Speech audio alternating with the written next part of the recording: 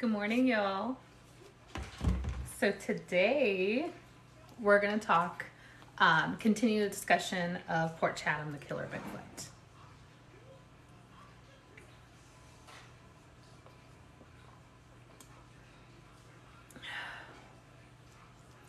Good morning, good morning.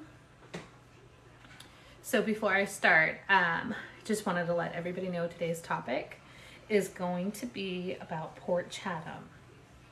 And continuing from my post this morning regarding Alaska's killer Bigfoot. So I'll wait just a little bit longer.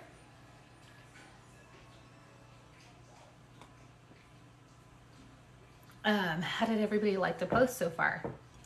I think the Port Chatham, well, first of all, major kudos to Discovery and their show of the Alaskan Killer Bigfoot, because that is an amazing show. Some of it's kind of cheesy, but that's what happens when you have real people and not actors, and that's what I loved about it. Is they grabbed the actual tribal people and had them go in and do that. So loved it. So my discussion is going to continue, and I am so sorry because I'm going to be reading from an article that it's a primary source that I found that I think is amazing. It's really old, but I wanted to bring it and discuss it because I loved it. So if I don't see your comments, I apologize. I'll try to respond to them later. So first of all, thank you all so much for joining. Thank you for subscribing. And I'm going to just head right into it. So this is coming from Homer Tribune. All credit goes to author by the name of Naomi Coluda from Homer Tribune. She did an interview with one of the original elders that was still around. The elder was a baby during the evacuation of Port Chatham, which was formerly known as Port Locke. FYI, Port Locke is the only official name, so it never changed. It just, for some reason, people started adapting to Port Chatham, and it's just been by word of mouth, Port Chatham, but actually the written records, the original name is still Port Locke, after the British soldier Andrew Locke, who founded the original canning town. But this is the interview of Melina Helen Kell. Nawalek's eldest resident is frequently called upon around the village to impart her memories of how life used to be on the southernmost tip of Kanani Peninsula. She goes on to say, they go on to say, among her remembrance are medicines used to heal the sick and ways of preserving sea lion meat in barrels for winter. She's also one of the last to tell the ghostly story of how the village of Port Chatham came to be deserted. Why the abandoned town was shunned, and those who lived there vowed never to return. So Melania was born January 25th, 1934 at Port Chatham. Then it was a small village founded at the edge of a peaceful moorage. The village once offered shelter for many people, including Captain Nathaniel Portlock's ship in his 1786 Alaska expedition. But when Melania was a baby, the family abruptly moved away from Port Chatham, leaving the house and every board of its frame behind. So keep in mind, living in Alaska, so I used to live in Montana, so it's not as drastic as Alaska, but we used to have heavy duty winters. And back then, when you're logging and you have wood that built a home, you took it down and took it with you, because those are precious materials. It's not like we can go to a store and buy lumber and build a house. That's how it was back there. Once you cut down those logs and preserved it, all of that stuff, and built your home, you took it with you. So for them to leave everything. Now, mind you, if you've seen my post from earlier, the video, the picture collage or whatever I created, there's nothing there. Like, there's one little cabin left. Everything else, the fish canning lodge, everything is gone. So from 1940 to now, yes, it's been a long time, but not long enough to where everything is gone. Like, there should still be kind of like ruins, not true ruins. It still should be depleted old places still standing. They're not, they're gone. So it's another question. I wonder why. So back to the article. Let's see. We left our houses, and this is directly from her. We left our houses in the school and started all New Year. Melania said in a recent interview, speaking in her traditional sung stun through a translator. There was plentiful land here for gardening and people. My parents built a house on the beach. What frightened Melania's parents hadn't been a single event. Over a long period of time, Nantinak, or a big hairy creature, was reportedly terrorizing villagers. And Melania also told the spirit of a woman. So this is another part that I did find as well in researching. There was multiple spirits that kind of weren't discussed in the show. Kind of, a little bit, because the little totem that they found. But people, there's reports also stating that the villagers were being terrorized by an evil entity. And they don't know if it was two different entities, if it was Bigfoot and this entity, or if it was one and the same, but they were being terrorized. And what she describes, a spirit of a woman dressed in draping black clothes that would come out of the cliffs. Her dress was so long she would drag it, Melania said. She had a very white face and would disappear back into the cliffs. So there's stories of women in black or women in white. And they're typically urban legends about women who kill their kids, drown them, and they're forever cursed to walk the world as screaming, wailing women, and typically in white, which for Hispanic culture, Latin culture, we know as La Llorona. But theirs is a woman in black. So growing up in Montana, there was also kind of like, I don't know if it was to scare us, probably a ghost story, but the woman in black. We hated to go down into our basements, and that's where we kept a lot of our canned goods. And I used to be scared to death because they would always tell me if I was thinking, you know, bad or evil thoughts, impure thoughts, the woman in black would get me. So I've kind of heard a version of that story as well, but it always went after impure people. But in this village of Port Locke, so they were being terrorized not only by this big hairy beast, but also by this entity. Was it a demon?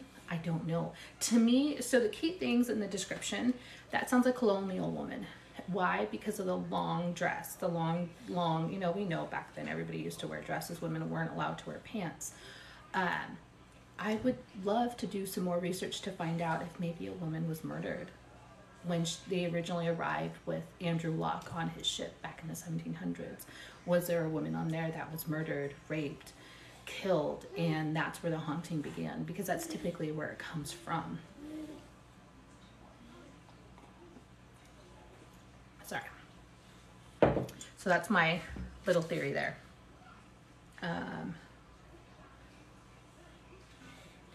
Now, so the first murder, and this is what I loved about this article by the Homer Tribune.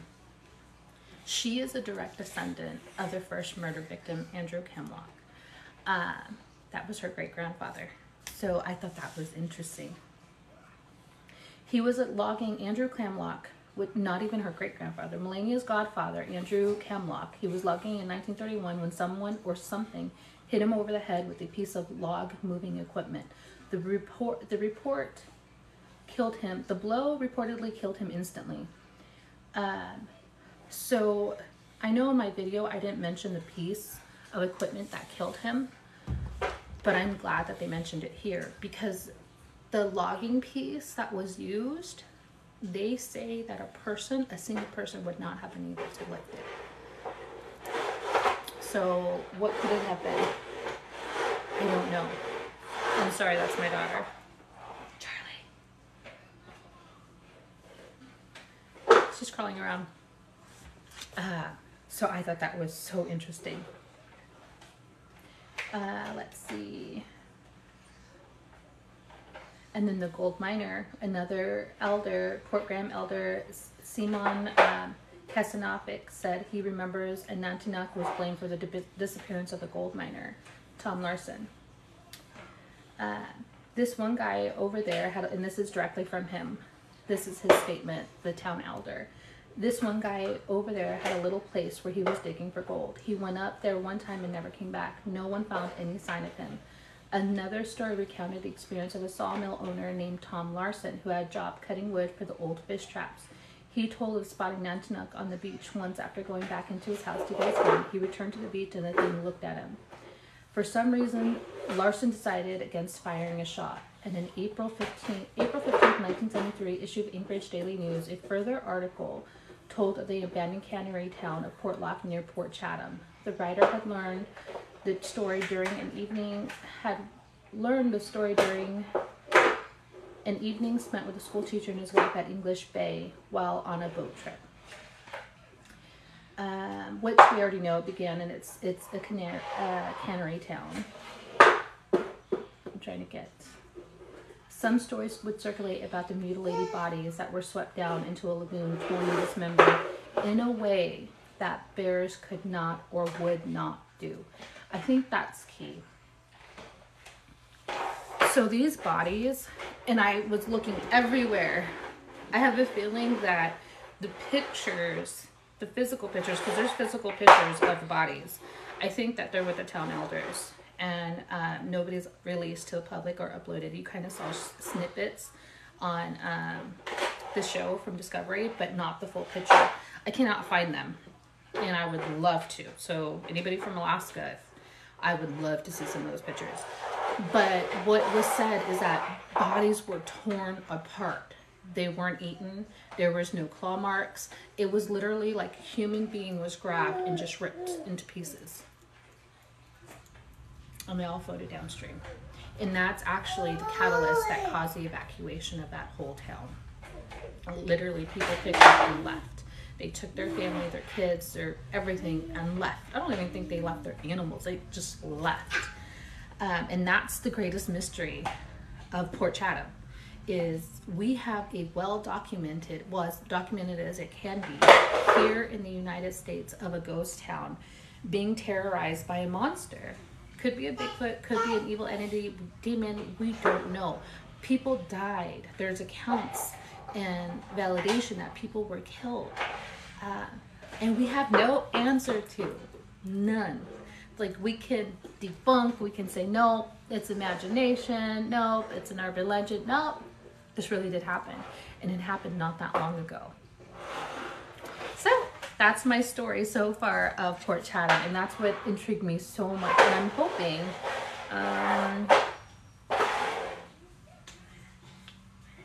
I'm hoping there's going to be a season 2. And I actually hope, they're telling of different encounters of people that have had around up to recently Port Chatham when they go near that area. Let's see.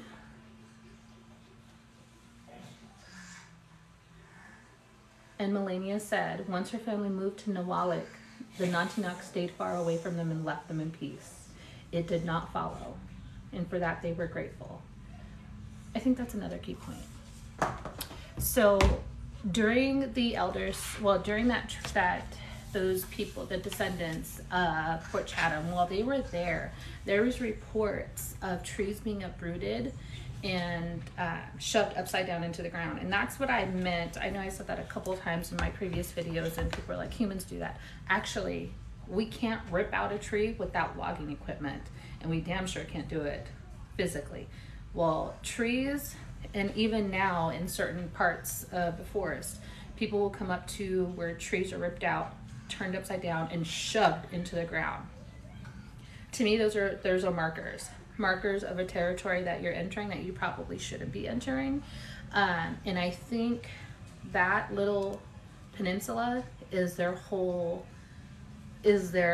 territory. And after the warnings and mornings and rocks throwing and the sightings, and they didn't leave, is when it escalated into people dying, being killed, being, disappearing. And the gold miner wasn't the only disappearance. There were several other disappearances. Women were disappearing. That's a key thing I want to talk about. There's been multiple stories, myths, legends, urban legends of women who tend to go camping, end up missing. They never find them. Is it Bigfoot kidnapping them? I don't know. And what is it doing with them? I don't know. I mean, that's all hearsay. It hasn't been proven yet. Dave Pilates. I don't know if anybody knows him, but if you go on YouTube and follow his channel, he's a retired police detective. He is amazing. He does the Can-Am Project, Missing People 411.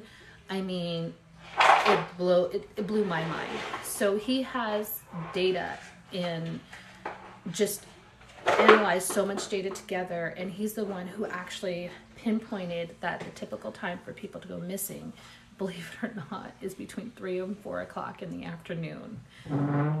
Weird, right? But it's all the data, all the missing reports that he's put together, that's what the computer spit out. Between 3 and 4 o'clock is when people tend to go missing.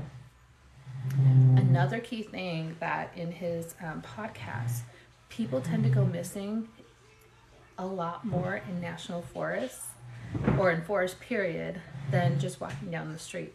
Hundreds of thousands of people, and disappearing, like sitting there one moment and gone the next. There's no rhyme or reason. There is no evidence of an animal attack. They're just gone. So I recommend watching some of his stuff. It's amazing. It blows your mind because we don't know any of this. We don't have people putting together the data and putting it all in the computer and letting the computer spit out the results. We just hear the news headlines of, this or that or whatever they want us to hear. But there's thousands and hundreds and thousands of people, children, adults, missing daily. And we can't have that many serial killers or that many kidnappers. I just wonder why. And why parks? Why national forests?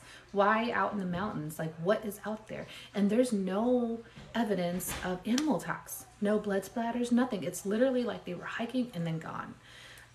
There's an amazing story. So Alaska. Sorry, I know I'm going off on a tangent and kind of left Port Chatham behind, but Alaska is freaking creepy.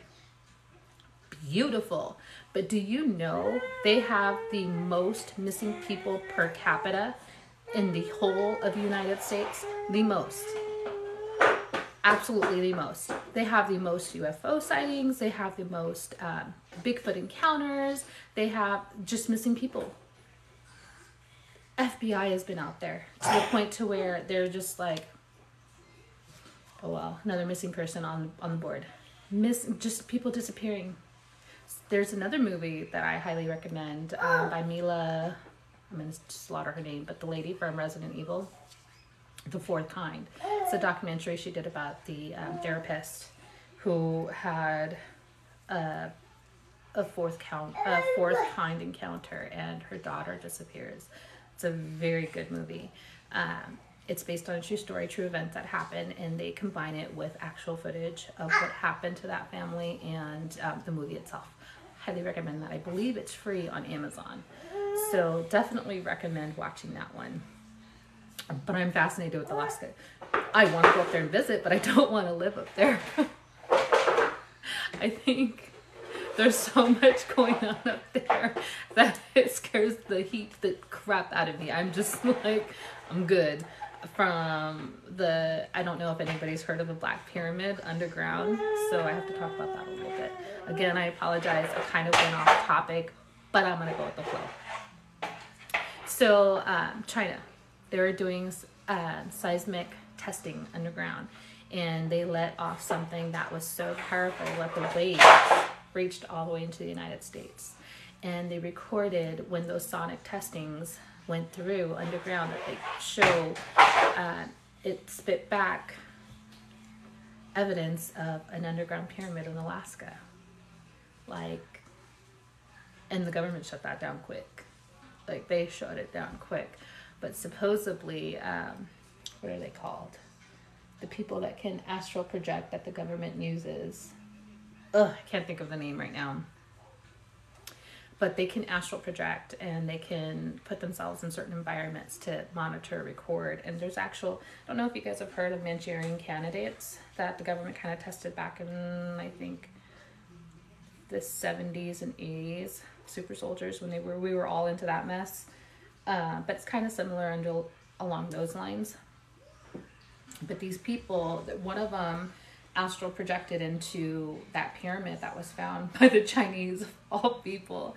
And they said that it's like this enormous black pyramid underground being monitored and looked over by not us, humanoid aliens that are gigantic, but alongside with our military personnel. And it's completely black. It's bigger than, you know, the one at Giza. I don't know. There was one report on the news. So when that seismic testing happened and China reported the Black Pyramid, or the pyramid, they didn't call it the Black Pyramid, the pyramid, it did hit Alaskan news.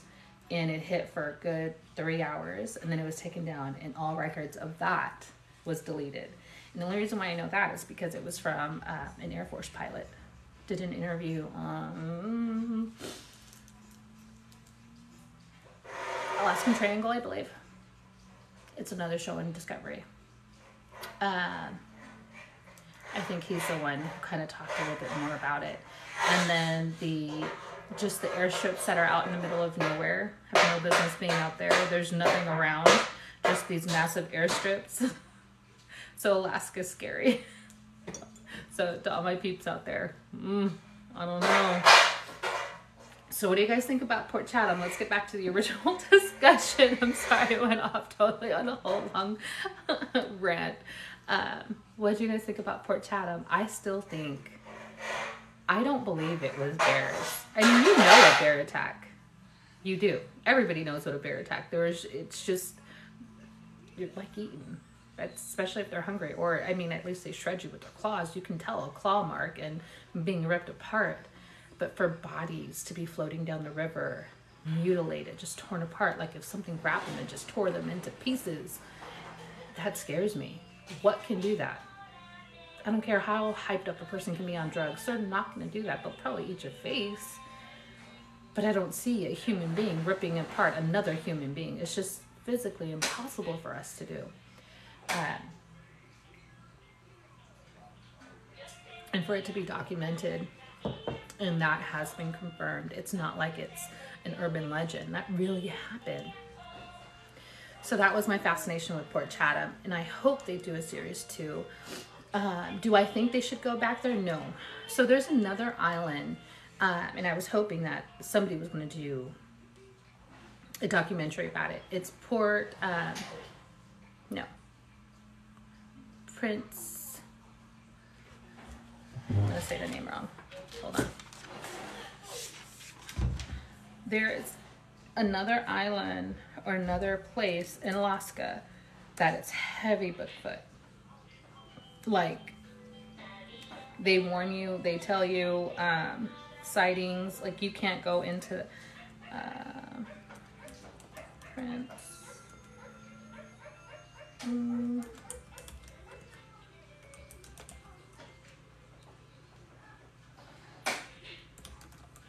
me see.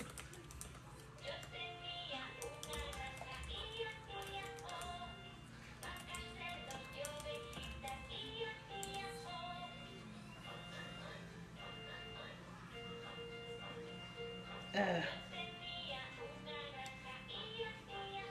have to find it now. It's gonna bug me. I have so much stuff going through my head. Well, it's a place in Alaska, and it starts with Prince. It's not Prince of Wales, but it's like heavy duty. People who live in that town near that area automatically warn people when they come in, don't go over there. Do not go over there. They're vicious. They're very territorial, and they will attack you. You'll hear their calls, their tree knocks, their uprooted trees first.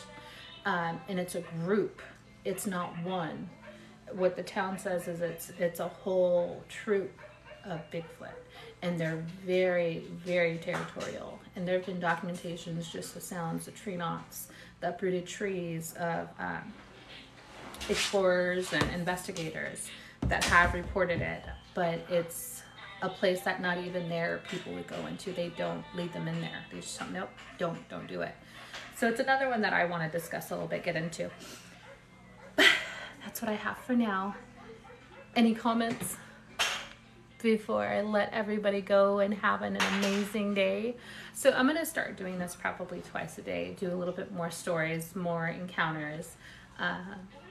And so it's going to be verbal, so it's not going to be the videos, because these are all written, these are all verbal, of different encounters people have had, experienced, or heard about, and that's what I'll do with the live. So if you guys have any recommendations, or if you have a story of your own that you would like me to share, send it to me. You can email me at theparanormalchick@gmail.com.